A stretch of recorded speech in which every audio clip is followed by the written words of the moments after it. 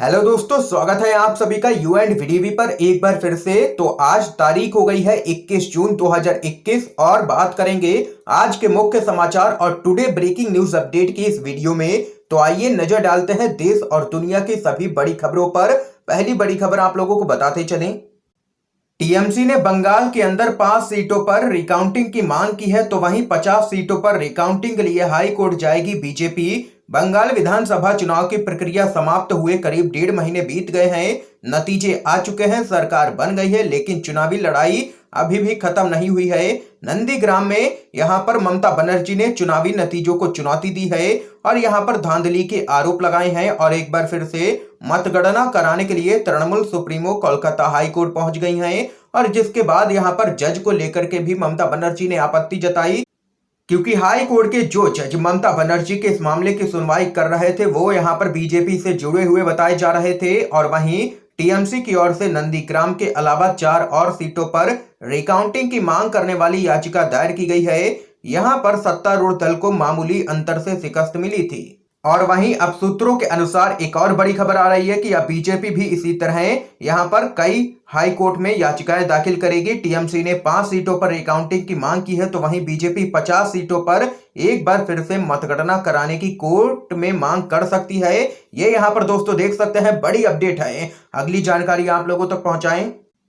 CM योगी का विधि आयोग को आदेश, बनने जा रहा है जनसंख्या नियंत्रण कानून का मसौदा। उत्तर प्रदेश सरकार ने राज्य के विधि आयोग को जनसंख्या नियंत्रण कानून के लिए एक मसौदा बनाने का जिम्मा सौंप दिया है। जानकारी के मुताबिक सरकार जनसंख्या कानून में राशन और अन्य सब्सिडी में कटौती के विभिन्न पहलुओं पर विचार भी कर सकती है। फिलहाल विधि आयोग अन्य राज्यों में लागू कानूनों के साथ सामाजिक परिस्थितियों व अन्य बिंदुओं का अध्ययन लगातार कर रहा है। योगी सरकार के इस कदम पर कांग्रेस ने प्रतिक्रिया दी है।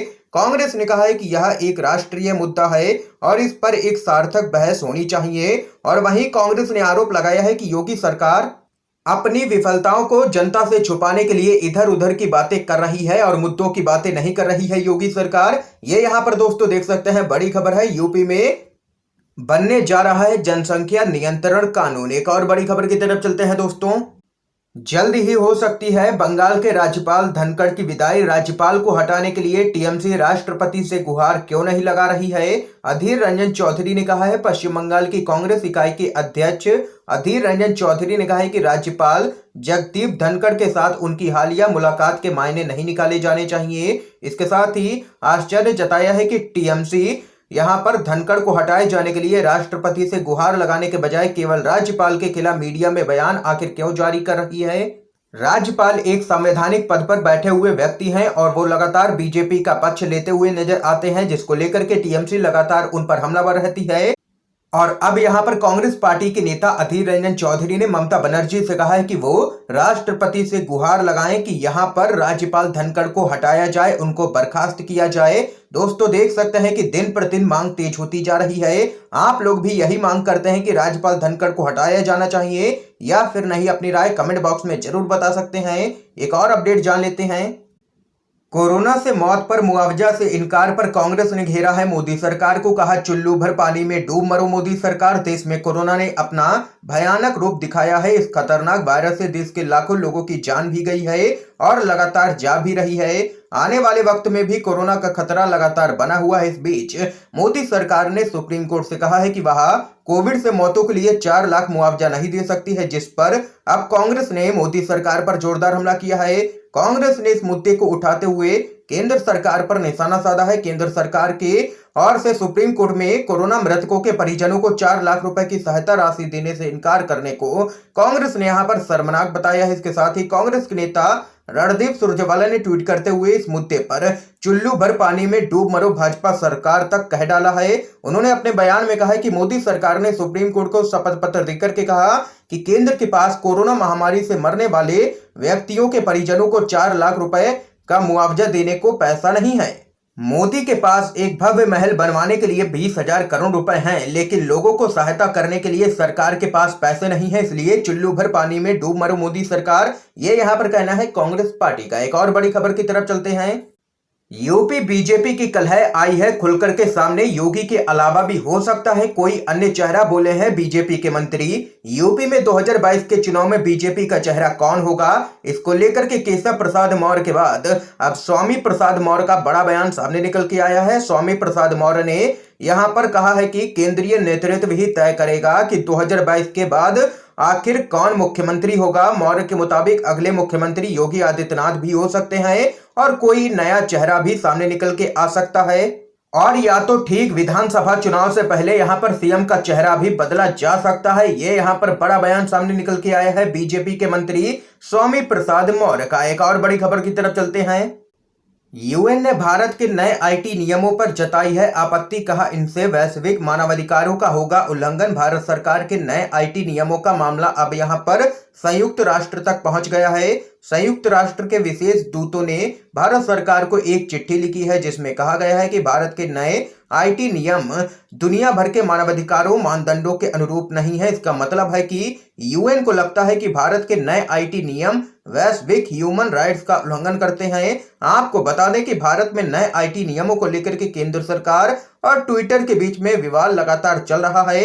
ये यहाँ पर बड़ी खबर है दोस्तों, यूएन ने आपत्ति जताई है नए आईटी नियमों को लेकर के। एक और बड़ी खबर जान लेते हैं। किसान आंदोलन भी हुआ है अनलॉक। महामारी की रफ्तार कम पड़ते ही 26 जून को देश भर में जबरदस्त धरना, जुलाई में देश भर में किया जाएगा विरोध प्रदर्शन।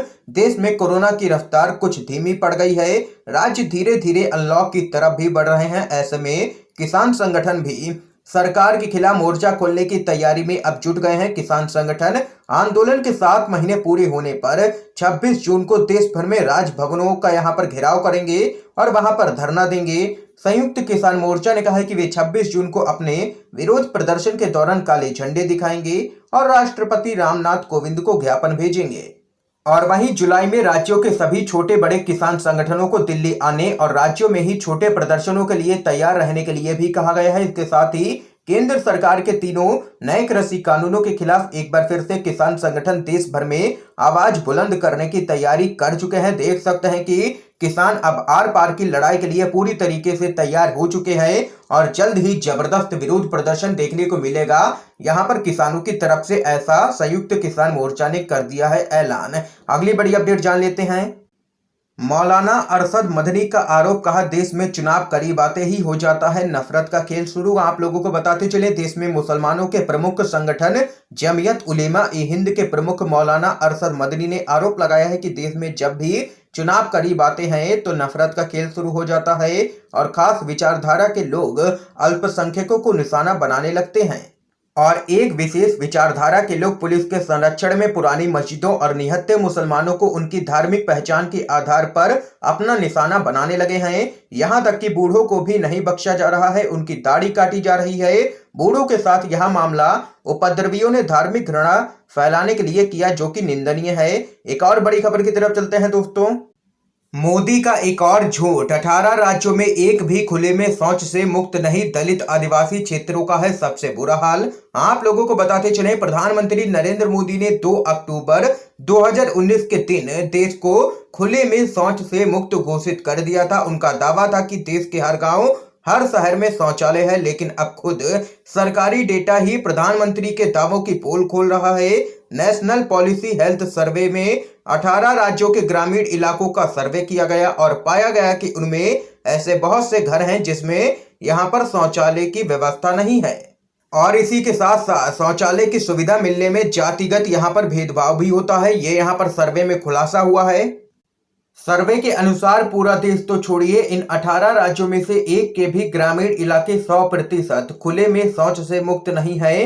इसे साफ पता चलता है कि जमीनी सच्चाई प्रधानमंत्री मोदी के दावों से बहुत ही अलग है और एक बार फिर से नरेंद्र मोदी यहां पर झूठे साबित हुए हैं। एक और बड़ी खबर जान लेते हैं। प्रशांत किशोर कर रहे हैं मोदी सरकार को उखाड़ने की मोर्चाबंदी। चुनाव रणनीतिकार प्रशांत किशोर ने पिछले हफ्ते ही एनसीपी के अध्यक्ष शरद पवार से मुंबई में उनके आवास पर मुलाकात की थी। दोनों के बीच में यहां पर बातचीत करीब 3 घंटे तक चली, जिससे राजनीतिक गलियारों में अटकलें लगनी भी शुरू हो गई थीं और जाहिर तौर पर दोनों ही लोगों का लक्ष्य एक ही है, अगले आम चुनाव में भाजपा को हटाना और कांग्रेस को साथे रखना। बताया गया है कि इसके लिए शरद पवार विपक्ष की मोर्चाबंदी के लिए प्रशांत किशोर को केंद्रीय भूमिका में देखना भी चाहते हैं। तो यहाँ पर दोस्तों देख सकते हैं कि प्रशांत किशोर लगातार मोदी सरकार को उखाड़ फेंकने की मोर्चाबंदी कर रहे हैं। एक और बड़ी खबर जान लेते हैं।